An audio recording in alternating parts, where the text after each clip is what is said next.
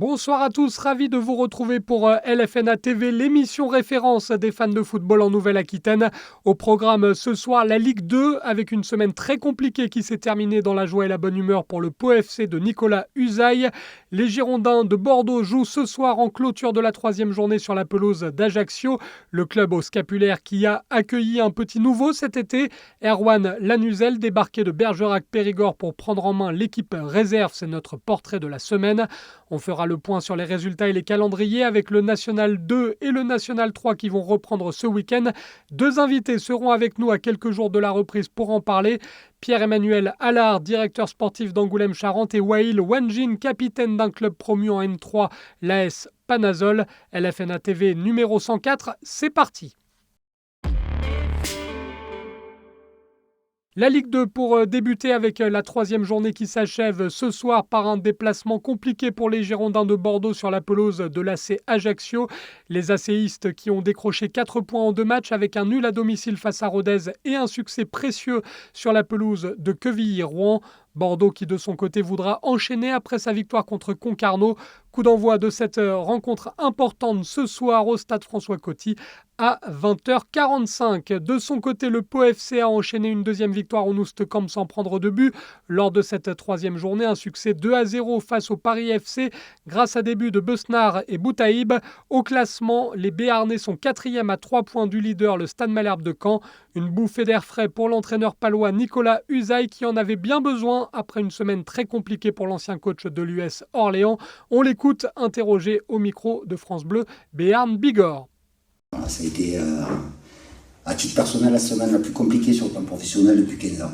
Donc je suis très très content d'avoir gagné ce match-là, de l'avoir gagné dans des circonstances où on n'a pas été bon dans le jeu. On a gagné ce match-là au mental, on a été réaliste, donc c'est très bien. Ouais, c'est très bien. Il n'y a pas de hasard. Pourquoi ça a été votre semaine la plus difficile ? Pour diverses raisons. Enfin, après, les gens de la presse locale savent très bien de quoi je parle, parce que c'est jamais évident de prendre des décisions, c'est jamais évident de gérer des situations conflictuelles. Et donc, je suis très heureux de la débauche d'énergie dans des conditions assez compliquées par rapport à la chaleur. Donc ça, la chaleur, c'est valable pour les deux équipes, c'est valable pour toutes les équipes qui jouaient ce soir.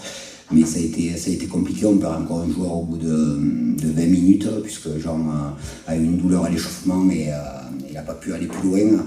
Mettre en avant la rentrée de Louis Mouton, il faut savoir que ce garçon est arrivé, il a fait qu'une séance avec le groupe. Il ne connaissait même pas certains prénoms de ses partenaires, et il a fait une très bonne rentrée avec beaucoup de personnalité. Donc il y a des garçons qui ont été très bons ce soir. Alors je ne vais pas en citer, mais j'ai trouvé Kouassi très très bon. Bombing, il a fait du bingo, donc il nous a fait l'arrêt qu'il fallait à 2-0. Donc oui, très satisfait de l'état d'esprit, de la débauche d'énergie, même si dans le jeu, effectivement, on a été mis en difficulté, surtout en première mi-temps par cette équipe. Les mots très forts de Nicolas Usaï, l'entraîneur de Pau en conférence de presse. Pau qui se déplacera à Guingamp samedi prochain lors de la 4e journée de Ligue 2, tandis que Bordeaux recevra Amiens. Ce sera en match décalé samedi à 15h. Un étage en dessous ont joué ce week-end. La 2e journée de National, Niort était en déplacement à Châteauroux et s'est incliné 2-0. Prochain match pour les Chamois niortais vendredi au stade René Gaillard. Ce sera face à Villefranche-Beaujolais. Place cette semaine au grand retour du championnat de National 2 avec, on le rappelle, 4 clubs de Nouvelle-Aquitaine à ce niveau de compétition. Bergerac-Périgord, Trélissac, Angoulême-Charente et le FC Libourne, petit promu.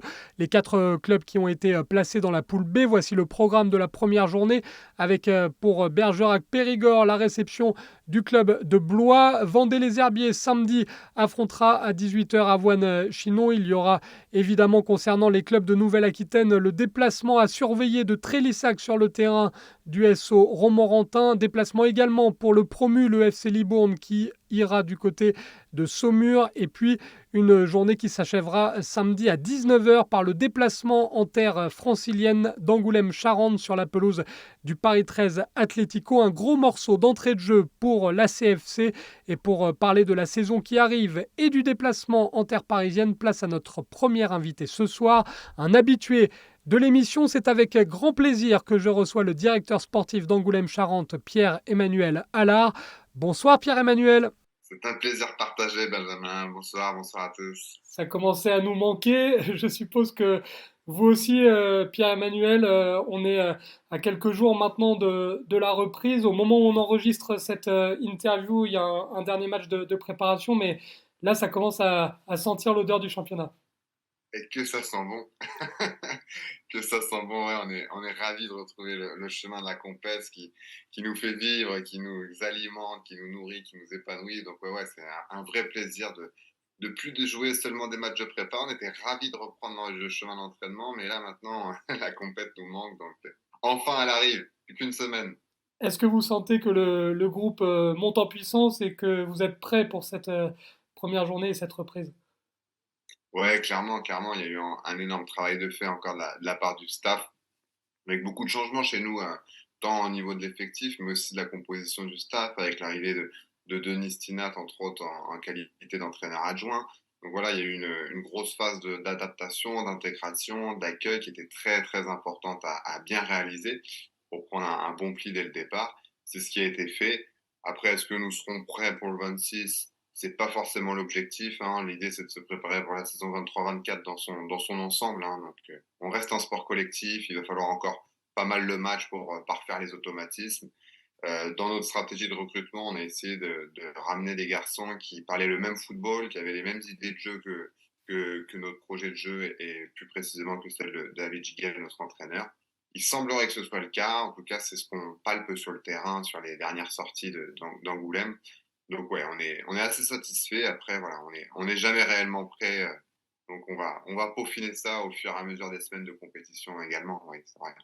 Vous l'avez dit, Pierre-Emmanuel, du changement au niveau des joueurs, l'arrivée dans le staff également de nouvelles têtes. En revanche, le chef de chantier, j'ai envie de dire, lui a prolongé l'aventure et ça, c'est une super nouvelle parce que David Giguel, on le sait, a prolongé jusqu'en 2025 et c'est la pierre angulaire un petit peu de votre projet sur le moyen terme. Ouais, totalement. Ça, c'est un vrai bonheur également. Alors, pour la petite anecdote, hein, on s'était tapé dans la main avec le président David et moi-même il y a de ça fort longtemps, sans aucun écrit, sans aucune signature ou quoi que ce soit. Donc, ça a été annoncé cet été, mais c'était déjà acté depuis de longs mois. On est ravis, puisque moi, comme j'aime le dire quand je parle de David, d'avoir quelqu'un de travailleur, de passionné, à l'écoute, qui se remet en question, ce sont des qualités vraiment hors normes, hein, dans ce football, dans ce sport de haut niveau. Donc on est ravis de co-construire ce projet angoumoisant ensemble, avec ce côté un peu entrepreneurial que nous avons, et d'avoir un entraîneur qui partage cette manière, cette méthode, cette manière de faire, et notre vision, hein, clairement. C'est un vrai confort de travail, et ça permet encore plus de se projeter, encore plus d'innover, de tenter, et tout ça, encore une fois, en partageant ça. Donc, ouais, c'est un vrai bonheur, cette prolongation de David. Ouais. Et c'est une première info pour la reprise de l'FNA, ça existe encore en football, on peut encore se taper dans la main. Exactement, C'est comme une quoi, bonne nouvelle. voilà, les paroles d'homme. Et Voilà, voilà. c'est important et c'est une très bonne nouvelle. Ouais, ouais, dans ce projet humain, c'est vrai que parfois, voilà, là, une vraie poignée de main, franche et sincère, voilà, on a construit ça aussi, hein. Ça n'arrive pas, la confiance n'arrive pas non plus comme ça se crée, ça s'établit, ça se protège, ça s'alimente. Donc, effectivement, là, on est ravis de pouvoir entamer cette troisième saison avec David. Et parmi les fondations posées par David Giguel, il y a cette solidité défensive. On se rappelle l'année dernière, on vous a eu plusieurs fois. On avait eu le coach aussi. Vous étiez tout simplement la meilleure défense des quatre poules de N2, si ma mémoire est bonne. Et puis on avait suivi des matchs avec une vraie force collective, pas que la défense qui s'attelait à la tâche, hein. C'était vraiment le travail de tout un Ouais. collectif. Je suppose que ça, c'est aussi quelque chose qu'il va falloir garder pour vous dans la culture de la CFC pour bien démarrer cette saison? Oui, bah dans l'idée, alors c'est très dur de capitaliser d'une saison à l'autre sur ce qui est fait de bien, ou de moins bien, mais effectivement, ça reste la première base du projet de jeu de David, une volonté de très bien défendre. Tu as raison, Benjamin, de préciser que c'est pas le boulot uniquement des défenseurs, c'est de l'ensemble de l'équipe. Il y a une rigueur tactique extrêmement importante qui est mise en place, qui est travaillée. Ça c'est pas le fait du hasard. Donc effectivement, on va vouloir continuer là-dessus. tout en amenant aussi un peu plus d'arguments offensifs, en dirons-nous, surtout à Lebon, où ça reste notre déception de la saison dernière. On n'en a pas montré notre meilleur visage. Il fallait plutôt venir avec nous à l'extérieur pour voir des victoires la saison dernière. Donc, on a vraiment eu cette ambition aussi dans cette préparation et dans ce mercato de pouvoir amener d'autres arguments offensifs, entre autres, dans l'animation en tant que telle, hein, pas uniquement dans les joueurs, pour pouvoir assurer un peu plus de spectacle à Lebon et puis remporter, s'offrir le plus de chances de remporter un maximum de matchs.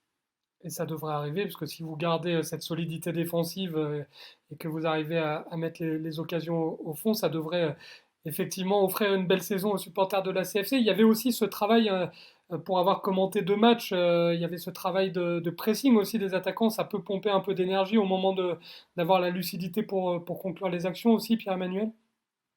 Ouais, tout à fait. Ouais, il y a forcément hein, ce n'est pas un puits sans fond l'énergie des joueurs. Donc effectivement, à un moment donné, quand on passe du temps à défendre, il peut y avoir un peu de manque de lucidité, c'est vrai.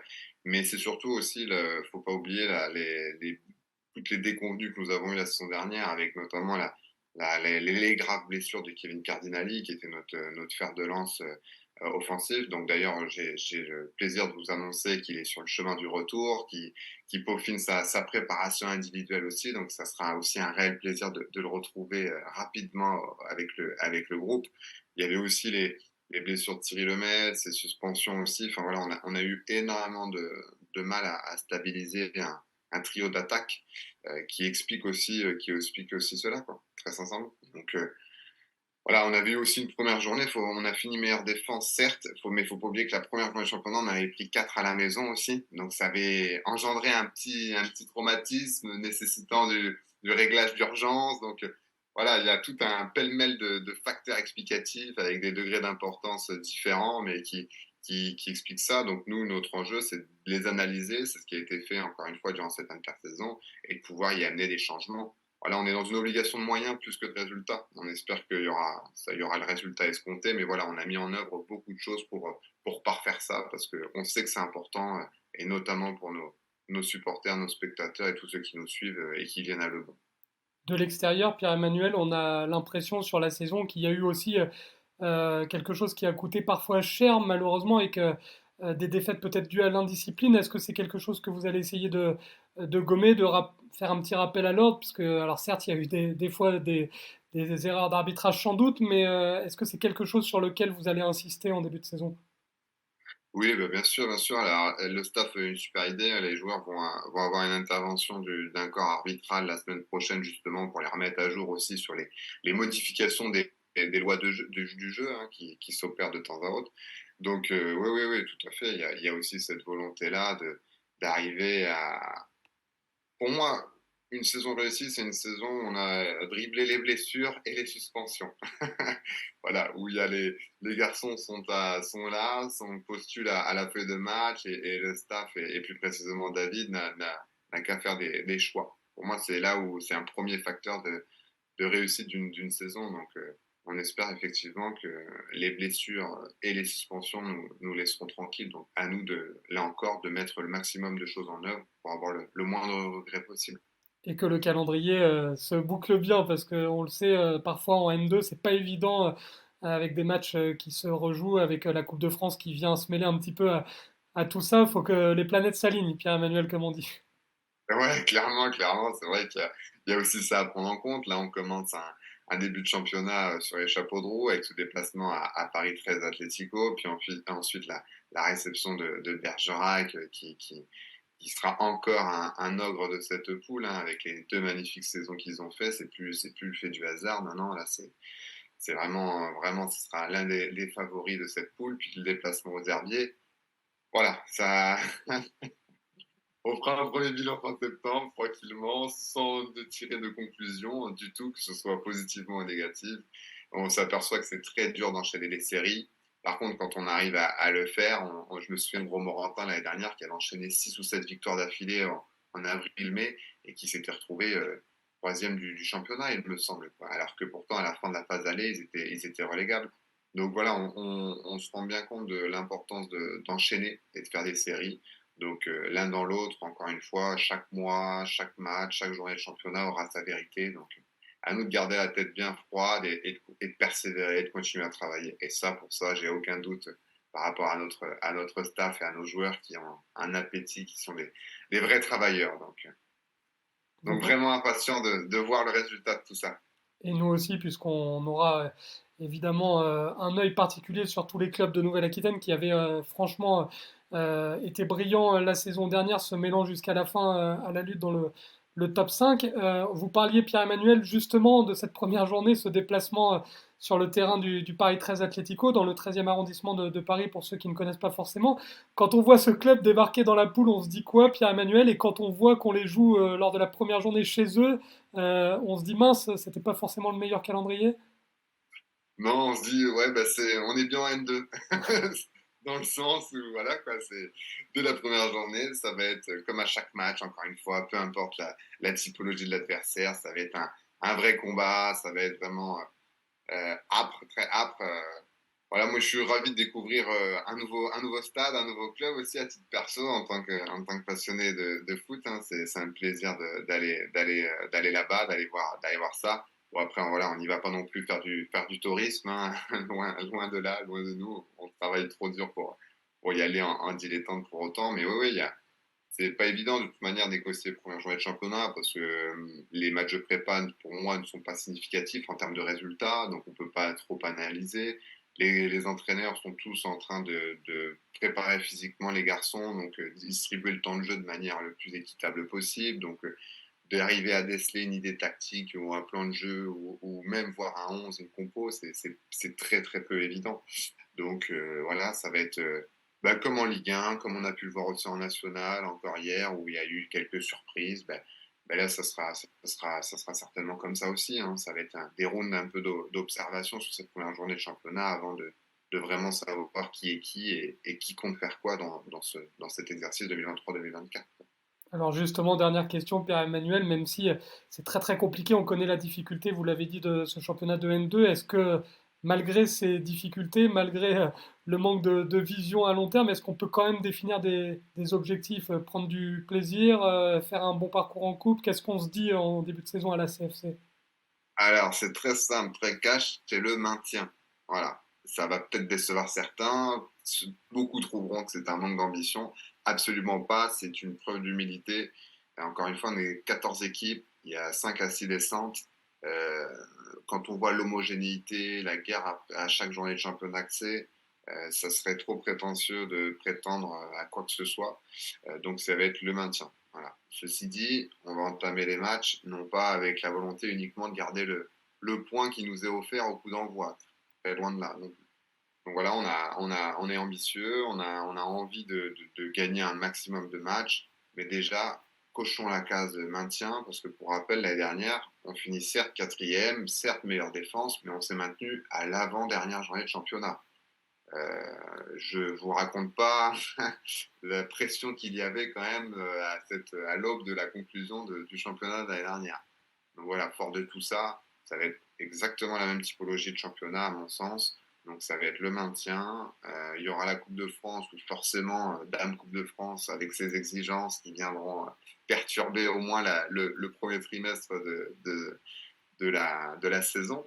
Donc on a forcément une ambition de vouloir vivre une aventure humaine, mais ça ne se décide pas et ça se joue à chaque tour. Donc maintenant là, les ambitions, elles sont plus sur un plan de jeu, elles sont plus sur une volonté, encore une fois, d'animer le bon que vraiment en termes de résultats, d'annoncer le podium ou autre. Non, non, le maintien avant toute autre chose. Et encore une fois, en évitant des blessures, des suspensions, en étant compétitif, en étant ambitieux à l'entame de chaque match. Voilà notre état d'esprit pour la saison 23-24. Et on l'a bien compris tout à l'heure, peut-être aussi un peu plus de résultats positifs à Le Bon. Voilà, exactement. Ça, c'est voilà, un souhait de notre part à tous et partagé avec l'ensemble des membres du club. Et l'invitation est lancée puisque Pierre-Emmanuel nous a donné rendez-vous fin septembre, début octobre pour faire un point et on vous suivra comme d'habitude tout au long de la saison puisque c'est toujours un grand plaisir de vous avoir, que ce soit vous ou le coach David Giguel. Merde pour cette saison et pour ce premier déplacement à Paris, Pierre-Emmanuel. Je prends. Merci Benjamin, merci beaucoup.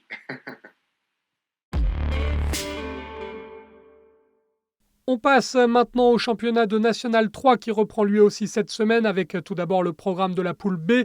Colomiers affrontera vendredi à 20h la réserve du Pau FC, Aviron Bayonnais, Canet-Roussillon samedi, tout comme le match entre Onnet-le-Château Foot et Saint-Estève. Il y aura un match pour le Stade Bordelais à domicile samedi à 19h face à Blagnac. Saint-Paul Sport va affronter l'US Castanet, déplacement pour l'US Lège Cap-Ferré sur le terrain d'Argelès. Et puis le match de dimanche, le match à 15h pour la réserve des Girondins de Bordeaux face aux Genêts d'Anglet.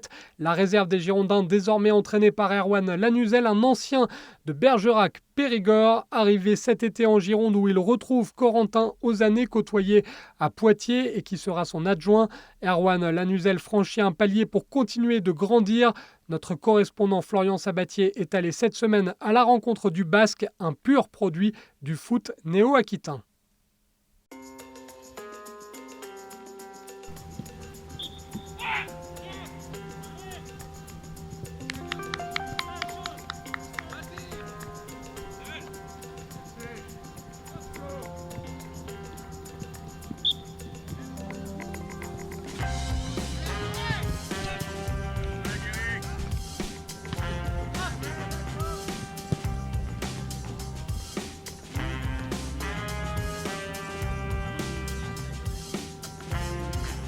Non, honnêtement, quand je suis sous contrat avec une équipe, je pense qu'à la mienne. Donc j'étais focus sur ce que faisait Bergerac. Forcément, j'ai appris comme tout le monde, la descente en fin de saison sur le plan sportif. Mais bon, voilà, quand on voit les décisions prises par la DNCG, très vite, on a pu se projeter vers une nouvelle saison en National 3. Oui, c'est passer un palier, c'est découvrir une nouvelle structure, une structure professionnelle. Donc forcément, on va dire un autre public et un autre mode de fonctionnement au quotidien.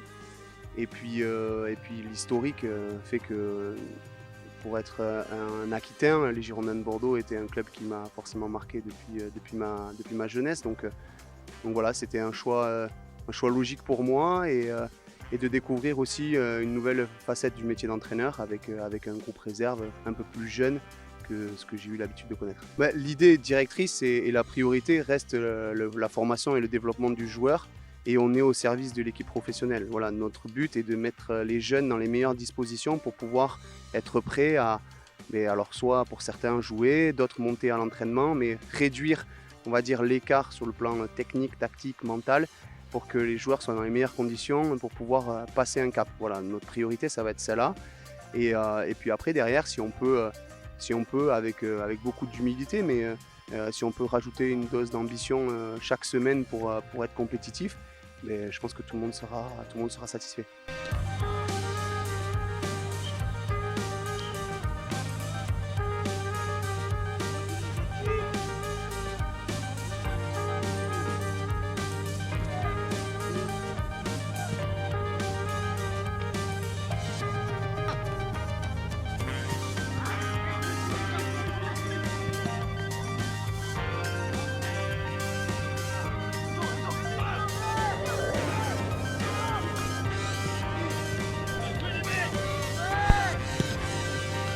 L'idée, c'est de pouvoir partager les compétences. Aujourd'hui, il y a un staff qui m'accompagne, qui a une certaine compétence, avec Corentin Ozanné qui est adjoint technique et Laurent Friponnet qui est sur la partie athlétique. Donc ces gens-là ont une compétence. L'idée, c'est que dans mon mode de management au quotidien, c'est qu'eux peuvent s'exprimer au quotidien et être actifs et réfléchir et pouvoir créer des choses.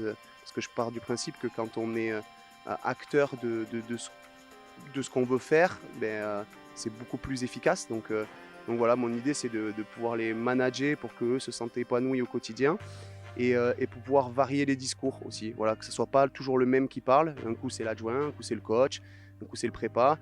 L'entraîneur des gardiens, Franck, est au quotidien avec nous, peut aussi avoir son mot à dire. Et j'ai envie de dire même tout l'ensemble des éducateurs de la formation. On a Romain qui a pris un peu de hauteur Ferrier pour fixer une ligne directrice sur l'aspect technique. On a Patrick aussi qui est là au quotidien. Donc voilà, l'idée c'est de pouvoir avoir plusieurs messages, mais d'être efficace et impactant à chaque fois qu'on parle. Moi, j'aime le fait d'avoir un staff au quotidien avec moi me permet de pouvoir rentrer dans le détail avec chaque joueur et de pouvoir échanger avec eux aussi bien sur le plan humain que sur le plan sportif. Là, pour le coup, on parlait de l'humain et voilà, c'est une relation que j'aime avoir avec mes joueurs. L'idée, c'est d'avoir une équipe active. Alors, une équipe active, c'est une équipe qui décide d'être entreprenante sur son match. Alors, on a la volonté d'être capable de tenir le ballon dans plusieurs zones du terrain.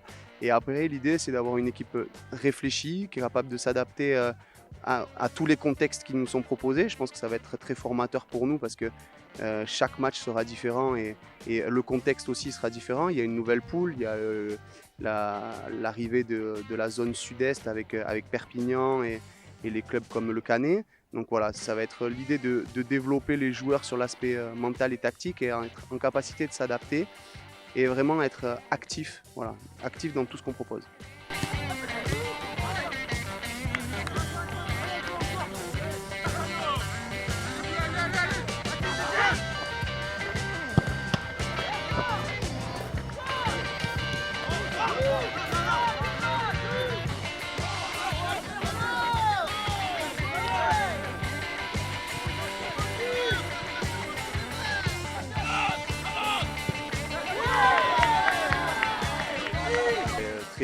Très vite après la reprise avec son staff, voilà, on s'est présenté, on a échangé, il m'a expliqué son projet de jeu et il m'a donné des lignes directrices à suivre pour qu'au quotidien il y ait de la continuité en fait, parce qu'il y a de certains jeunes qui s'entraînent au-dessus, donc il faut qu'on soit voilà, dans la réflexion au quotidien pour mettre les jeunes qui redescendent dans les meilleures conditions.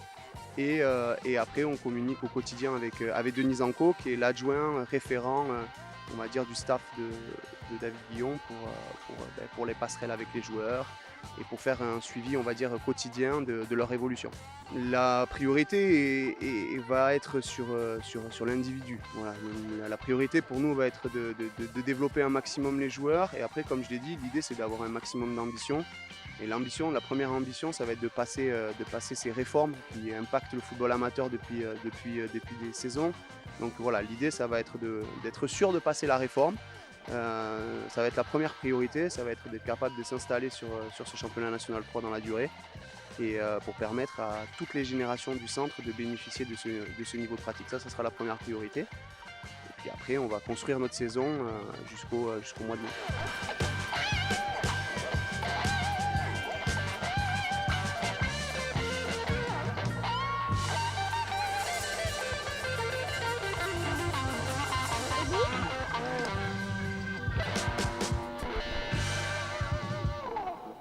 Et les premiers pas d'Erwan Lanuzel dans ce championnat de National 3, ce sera dimanche à 15h, on le rappelle, Girondins de Bordeaux face au Genêt d'Anglet. Le programme de la poule C maintenant avec samedi à 18h le déplacement du Stade Poitvin sur le terrain de Vineuil. Chambray va accueillir l'US Chauvigny. Il y aura Châtellerault en déplacement sur le terrain de Montlouis et puis Panazol. L'AS Panazol, le promu, face à Ouest Tourangeau FC, ce sera dimanche à 15h. Un promu qui a décroché une montée historique la saison dernière lors de la dernière journée de championnat et qui vendra chèrement sa peau.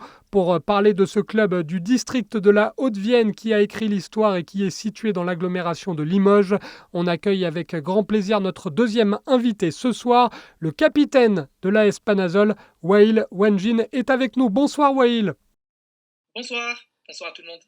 On est ravis de vous avoir, Wael, tout simplement parce que Panazol, ça a été un peu un des clubs coup de cœur de la fin de saison dernière, parce qu'on a suivi évidemment les dénouements dans les différents championnats et on était nombreux à vouloir évidemment que, même si on est à fond derrière tous les clubs de Nouvelle-Aquitaine, mais on trouvait l'histoire belle. Est-ce que toute cette belle histoire et cette montée ont été digérées du côté de Panazol, ou est-ce que c'est encore dans les têtes, il y a encore la fête? Oh non, c'est fini, voilà. C'est du passé, là, on passe à autre chose. C'est vrai que l'année dernière, on a fait une énorme fin de saison.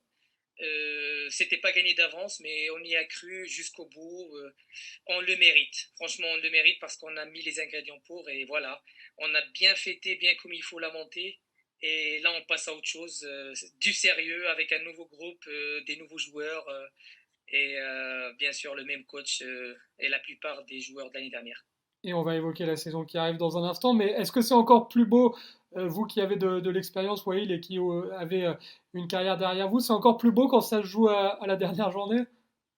Ah oui, c'est trop d'émotions, c'est magnifique. Franchement, tout ce que j'ai vécu avec Panazol depuis mon arrivée, là, je suis en train d'entamer ma 8e année. On a connu que des montées, que des frissons, que ce soit avec la Coupe de France, que ce soit avec le 32e il y a 2 ans, l'année dernière, la montée à la dernière seconde. Franchement, c'était waouh, c'est waouh. Ouais, et pourvu que ça dure, comme on dit, Wael, parce que généralement on surfe sur ce genre de cycle positif et surtout ça amène déjà un état d'esprit pour démarrer la saison de N3 qui arrive. C'est un championnat, on le sait, très compliqué. C'est bien d'avoir vos repères avec un groupe qui se connaît et qui a gagné ensemble. Ben oui, oui, on sait très bien que la Nationale 3, on n'a pas beaucoup de joueurs qui ont déjà connu ce niveau, mais ce qui est sûr et certain, c'est qu'on a un groupe très très soudé avec un coach qui se concentre sur les moindres détails. C'est vrai que cet esprit d'équipe, cet esprit de groupe va aider énormément. On a déjà affronté des N2, N3, voilà, avant quand on était en R2, même en R3, et on y arrivait toujours parce qu'on a cette combativité, on se bat avec les tripes et on joue toujours match par match. On ne pense pas, on respecte personne, on fait ce qu'on a à faire. On est des humains, 14 joueurs contre 14 joueurs, on se donne à fond et on s'entraide tous ensemble et ça a toujours abouti à quelque chose. Et espérons que l'année prochaine, je sais que ça va être très très compliqué, surtout qu'on commence contre une équipe qui a fini 3e à 3 points de la montée. On sait que ça va pas être facile, mais j'ai confiance. J'ai confiance en mon groupe, en mon équipe, en notre coach et tout le monde derrière. Tout le monde derrière. C'est aussi là où votre rôle de capitaine, Wael, est important parce qu'on suppose qu'il y a beaucoup de joueurs qui sont excités de découvrir un championnat qu'ils ne connaissent pas pour la plupart. C'est une montée historique, hein, on le rappelle, pour Panazol, c'est une première en N3. Vous, en tant que capitaine, avec votre expérience, c'est là aussi où votre rôle devient plus important. Oui, bien évidemment, faut savoir canaliser, on va dire juste canaliser les jeunes joueurs, ceux qui voilà. Mais il y a pas que moi. Voilà, je n'ai aucun doute là-dessus. Nous avons un coach qui gère très très bien ça. Déjà avec Amine, il sait très bien que quand on passe au sérieux, c'est du sérieux. Il va savoir mettre les mots pour que tout le monde puisse être à 3000% le jour J, bien évidemment. Et le jour J, quand je dis le jour J, c'est le dimanche prochain à 15 heures. Dimanche 27 août, puisqu'il y aura cette première journée de N3 avec Panazol contre Ouest Tourangeau FC. On l'a dit tout à l'heure, hein, vous avez une sacrée poule, Wael, puisque on a suivi beaucoup le parcours de l'US Chauvigny la saison dernière. Ils étaient proches de la montée, ils étaient dans le coup très longtemps. Il y a des clubs comme Vierzon, le Tour FC, Châtellerault, c'est toujours compliqué à jouer. La réserve de Châteauroux, on joue des joueurs qui peuvent redescendre aussi de l'équipe 1. C'est quand même un challenge excitant pour Panazol. Oui, exactement. On a une très très belle poule avec beaucoup de très très bonnes équipes de National 3. Quand je dis très bonnes équipes, ça veut dire qu'ils ont toujours joué les 3, 4 premières places de National 3. On sait que ça va pas être facile, donc comme d'habitude, comme je le dis toujours, on jouera match par match, on essaiera de prendre le maximum de points possible, euh, et on verra. On verra, on fera le compte en fin de saison, comme d'habitude. Évidemment, première à domicile, ça, vous avez un tirage compliqué au niveau de la poule, mais vous avez un tirage positif au niveau du calendrier, Wael, puisque vous avez la chance de débuter à domicile. On sait que pour un promu, c'est toujours important. Et puis, on sait aussi que vous êtes un club suivi. Il y a beaucoup de supporters à Panazol et que ça a été compliqué parce qu'ils étaient en train de stresser à distance pour la dernière journée. Pour la plupart d'entre eux, ils ont fêté à distance la montée. Donc, c'est bien de démarrer à domicile, mine de rien. Oui, oui, déjà, ce qui a toujours fait notre force, c'est notre terrain, c'est quand on joue à domicile. Et ça, je pense que tous les clubs qui ont joué contre nous, ils peuvent le confirmer. C'est que l'année dernière, même au niveau régional 1, alors qu'on était promu, donc on a fini avec zéro défaite chez nous. On prend toujours des points chez nous. Ça, c'est statistique, c'est pas de l'arrogance, mais c'est comme ça. On sait qu'on est très, très costaud chez nous. Et commencer un championnat de National 3 chez nous, franchement, c'est positif, mais ça veut rien dire. Ça veut rien dire. C'est pas parce qu'on va jouer chez nous que ça va être facile. Non, non, non. Non, ça va nous aider certes, mais ça veut rien dire. Mais moi, j'ai confiance. J'ai confiance. Il faut mettre les ingrédients et il faut y aller au charbon pour essayer de faire le meilleur résultat possible. L'objectif, en résumé, Wael, c'est d'assurer le plus rapidement possible le maintien et d'essayer de faire un parcours intéressant en Coupe de France? Exactement, on va jouer la Coupe de France à fond, se maintenir le plus vite possible ou se maintenir tout court parce que je peux pas, voilà, c'est comme ça, il faut se maintenir. Et bien évidemment, on va essayer de faire monter l'équipe 2 qui est en Régional 3 et voilà. Pour moi et l'équipe 3. Donc pour nous, c'est ça, c'est les montées des équipes réserves et jouer la Coupe de France. La Coupe de France à fond, à fond, à fond, et bien évidemment essayer de se maintenir le plus vite possible. Je pense qu'on a les compétences pour, et c'est pas. Il y en a qui pensent que, puisqu'il y a d'autres équipes qui sont montées et redescendues juste après, moi je vois pas les choses comme ça. C'est une question d'envie, voilà, faut tout donner, faut tout donner. Et après, bien sûr, si on descend, on descendra. Au moins, on aura tout donné. Mais on va tout donner, tout le monde est motivé, on attaquera tous et on tirera tous dans le même sens.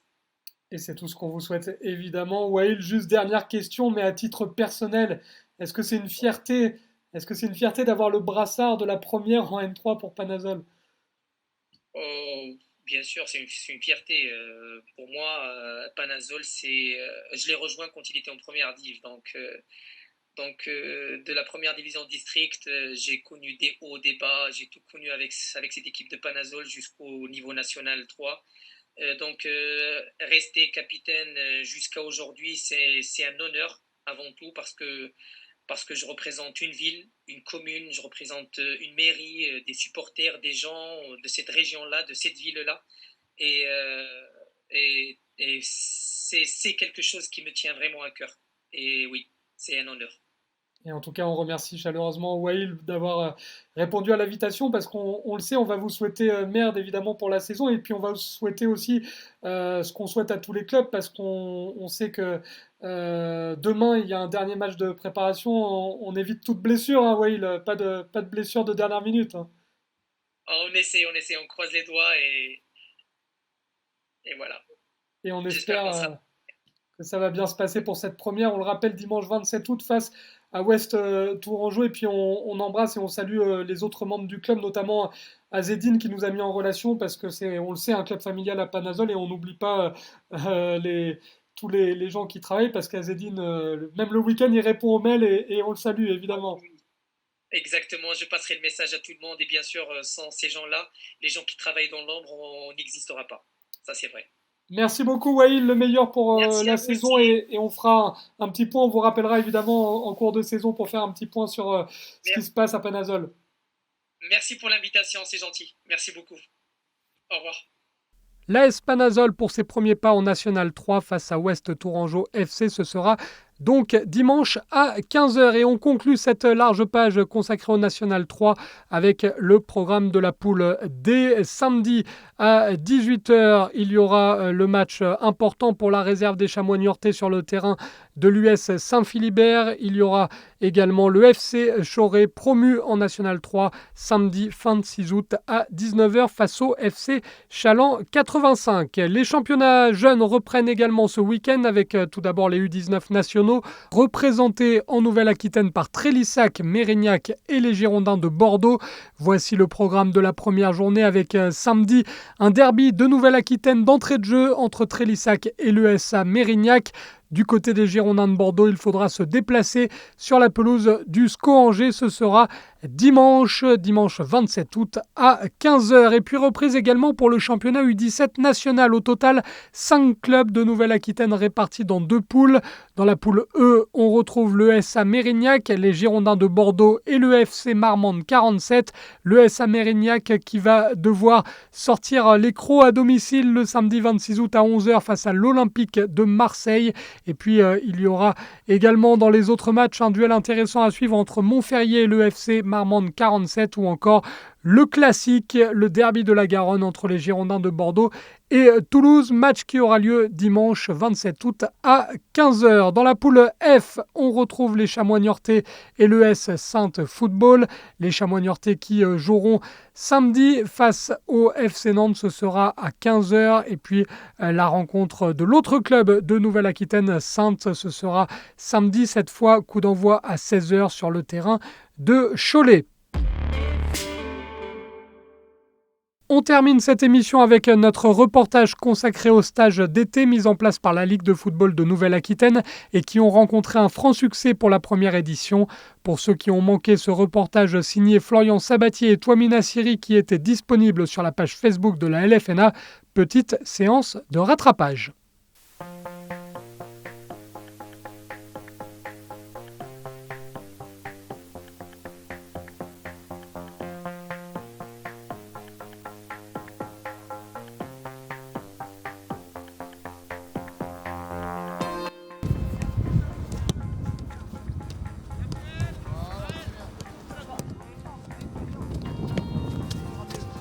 Ces stages sont à destination en fait des enfants de la catégorie U9 à la catégorie U13 et donc on travaille par groupe de niveau, catégorie d'âge au départ, puis ensuite des groupes de niveau sur les aspects, sur les facteurs de la performance. Sur le centre technique depuis moyen, où nous disposons en fait de vestiaires, d'un terrain synthétique dernière génération avec un établissement et un hébergement de grande qualité, ce qui permet aux enfants de s'épanouir dans cet environnement-là. Donc en fait le format de nos stages c'est donc sur 5 jours, c'est-à-dire du lundi au vendredi, en sachant qu'il y a une arrivée qui est prévue le dimanche soir de manière à faire en sorte que les parents soient disponibles pour amener leurs enfants et aussi avoir une présentation de l'ensemble du stage de manière hebdomadaire. Arrivé le dimanche soir, nous avons du football à raison de 2 séances, voire 3 par jour, si on y intègre les tournois de fin de journée. Une demi-journée banalisée le mercredi après-midi de manière à mettre au repos les organismes des enfants pour mieux repartir sur la fin de semaine, c'est-à-dire jeudi et vendredi, avec encore pas mal de séances d'entraînement. La journée type de stage, en fait, elle comprend plusieurs objectifs. Une première partie spécifique avec 2 séances terrain sur laquelle le matin on essaye de mettre un travail technique, que ce soit sur du spécifique gardien ou alors sur des joueurs de champ avec du travail technique de base. Et aussi sur les jeux qu'on fait, on essaye de mettre en place quelques principes de jeu simples à inculquer aux gamins parce qu'on a quand même des groupes assez hétérogènes. Donc on essaye en fait de trouver le bon amalgame pour que tous les gamins puissent quand même progresser et avoir en fait quelques éléments de progression concrets sur une journée type ou sur une semaine type de stage.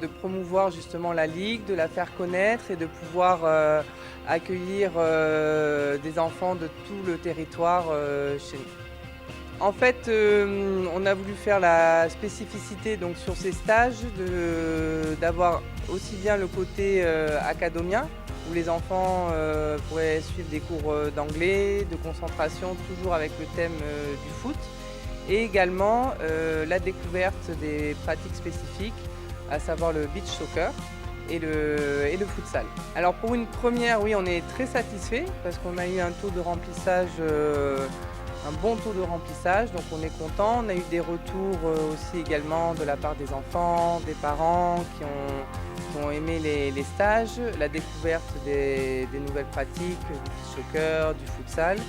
Donc c'est un bilan plutôt positif. Oui. Alors des retours on en a puisque donc, toutes les semaines donc, on a des enquêtes de satisfaction que les parents nous remplissent sur les points positifs et qui nous permettent à nous justement pour d'éventuels stages de pouvoir ajuster ce qui a le plus marché ou le moins bien marché. Comme adjectif, comme mot, je pourrais dire la découverte, l'immersion, la passion, le ballon rond. Il y en aurait beaucoup à dire, mais c'est encore une fois, pour une grande première, c'est vraiment un bilan positif. Le prof nous avait dit quoi? Il nous a dit on a anglais, mais pas anglais. Hier, il nous a dit on a anglais, mais ça va être un an. C'est l'attaquant point, c'est le buteur.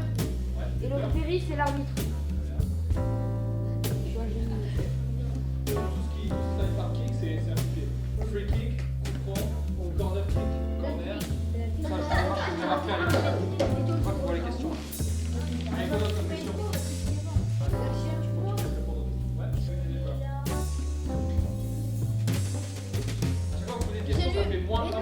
Non, je sais pas. Et à la fin, on fera un classement avec un peu de... Je sais pas du tout. Mais je pense qu'ils sont plus dans un esprit de vacances et de s'amuser. Donc c'est vrai qu'ils étaient pas mal dissipés, surtout les plus jeunes. Après, si on sait s'y prendre, dès qu'on amène certains sujets comme des débats connus, Messi, Ronaldo, ce genre de choses, c'est vrai que c'est plus facile de les intéresser. Et je pense que c'est bien qu'ils comprennent l'importance de l'anglais dans une carrière de footballeur. Quand on leur a montré des choses concrètes comme des interviews de joueurs connus qui parlaient en anglais ou des commentaires de matchs, etc. Je pense que ça leur a montré que c'était quand même important l'anglais s'ils veulent devenir footballeurs professionnels, quoi. Le passeur suit. Et c'est pas de faire les positions après. Excellent. Oui. Ah, oui. Ça s'ouvre.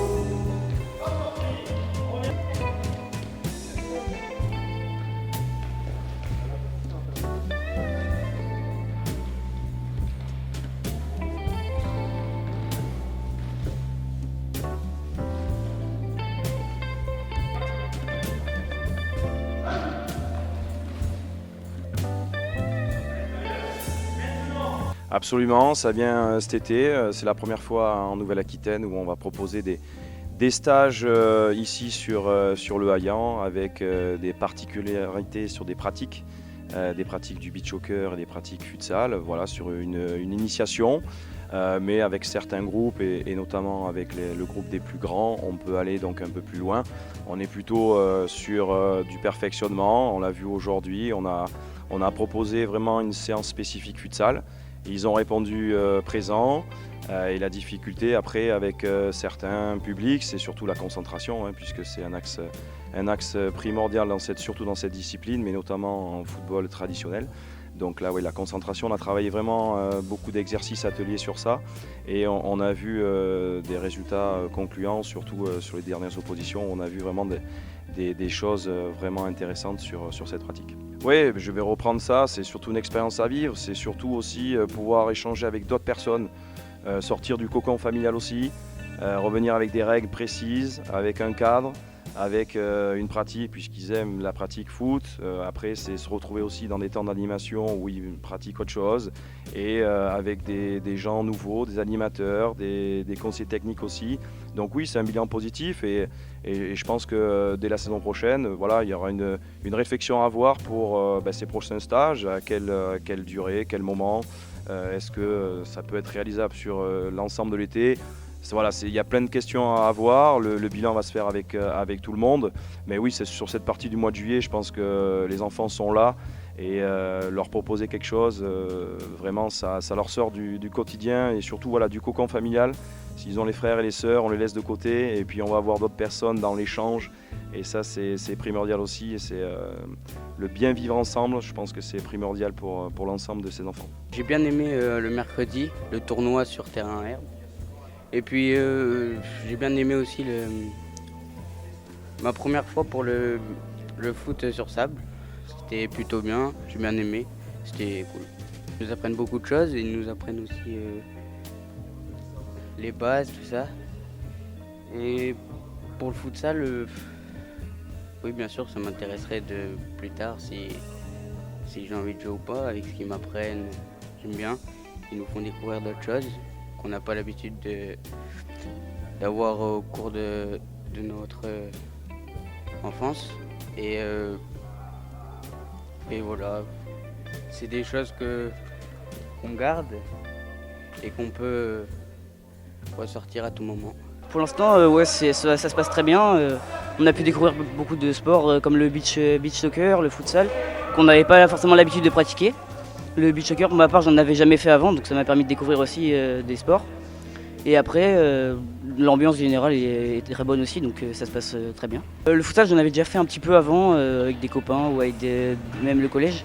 Et là, du coup, on a pu en fait, plus s'entraîner vraiment, s'améliorer un peu, connaître mieux les règles. Et du coup, moi j'aime bien, on peut courir, ça nous apprend aussi à jouer différemment du sport, enfin du foot habituel sur un terrain en herbe. Et voilà, ça nous fait découvrir des choses, donc c'est forcément bien. J'espère avoir le plaisir et l'honneur, dans quelques années, avec un peu plus de cheveux blancs, la barbe encore plus blanche, c'est difficile mais ça arrivera, d'en voir une ou un d'entre vous devant ma télé. Je serais fier de voir le parcours, d'avoir pu croiser ici au Orient pour ce stage. Félicitations. Ismania, tu vas sur la Costa del Sol? Ouais, allez, bien, on fait une photo ensemble.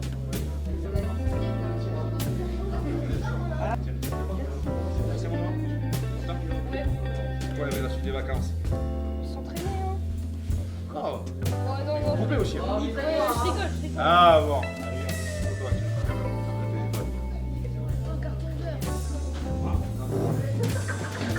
C'est une réussite, ouais. On partait d'une feuille blanche complète, même si le citoyen ici avait connu l'expérience des stages Cap Girondin justement qui ont occupé les installations du centre ici du Hayan pendant quelques saisons. Mais voilà, en termes d'organisation, de budget, ouais, on partait d'une feuille blanche. On a pris le parti, là aussi ça nous semblait logique, de proposer le tarif le plus attractif possible pour nos licenciés. Je pense que ça a pas mal compté, mais pas que. Voilà, le fait aussi d'avoir pu faire sur les deux sites deux approches différentes, au niveau notamment de la pratique sportive, les pratiques diversifiées, je le répète, ici au Hayan et le perfectionnement foot sur Puy Moyen. Voilà, on a diversifié l'offre aussi, donc voilà, par rapport au taux de remplissage à 100%, si je dis pas de bêtises, 482 enfants sur les 5 semaines au total, sur les deux sites, voilà, on est tout proche des 100%. Donc c'est bien. Maintenant, après, on peut toujours faire mieux. Mais je pense voilà, que le bilan est positif et j'en profite pour remercier voilà, tous ceux qui ont contribué à l'organisation au sein de la Ligue et tous ceux, les animateurs, les techniciens, les directrices de stage. Enfin voilà, tout le monde a mouillé la chemise, comme on dit, tout le monde a mis beaucoup de volonté, de bonne humeur et c'est pas pour rien que les enfants à ce moment-là repartent avec la banane. Voilà, donc pour l'année prochaine, voilà, on tirera les conclusions, on fera un bilan à la rentrée global de tout ce qui a été, ce qu'on aurait pu mieux faire. Et on verra au niveau de la saison prochaine, si c'est renouvelé, comment on pourrait toujours améliorer les choses et faire en sorte que ce soit encore mieux et que les gamins soient encore plus heureux. Voilà. Ce numéro 104 de LFNA TV est désormais terminé. Je remercie bien évidemment mes deux compères, Florian Sabatier et Touamina Siri à l'édition. Merci à vous pour votre fidélité. Une bonne reprise à tous les clubs de Nouvelle-Aquitaine qui seront engagés ce week-end sur les différents terrains. On se retrouve lundi prochain à la même heure. D'ici là, je vous souhaite une très bonne semaine. Et n'oubliez pas qu'il soit professionnel ou amateur, le foot, ça reste un jeu.